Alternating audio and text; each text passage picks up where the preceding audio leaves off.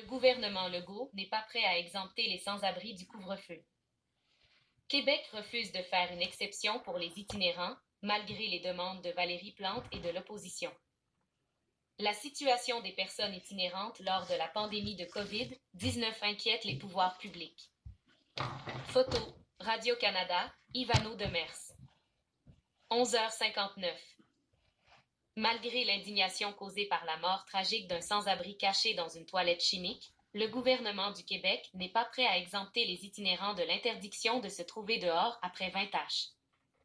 Il n'est pas envisagé d'offrir une exception aux personnes en situation d'itinérance, indique le cabinet du ministre délégué à la Santé et aux Services sociaux, Lionel Carman.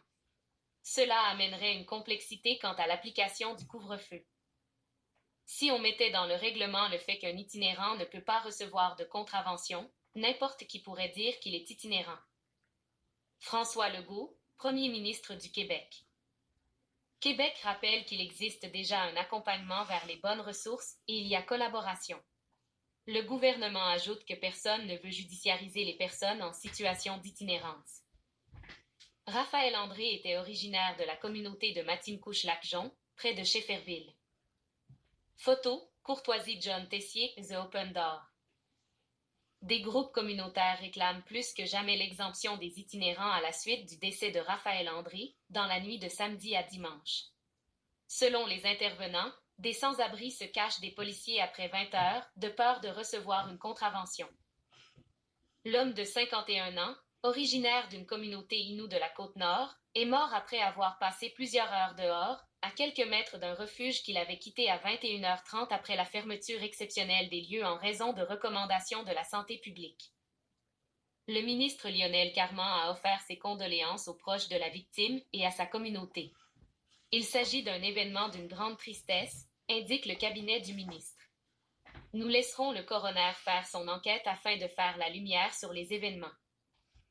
Valérie Plante implore Québec de faire une exception.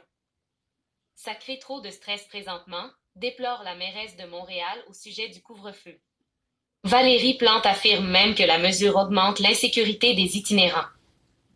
Même si elle n'encourage pas les gens à aller dans la rue, la mairesse explique que les refuges débordent certaines nuits, malgré le nombre record de lits disponibles. Il y a des soirs où il n'y a plus de lits. Valérie Plante, mairesse de Montréal. La ville travaille à trouver une nouvelle ressource d'hébergement pour augmenter la capacité d'accueil de 100 lits.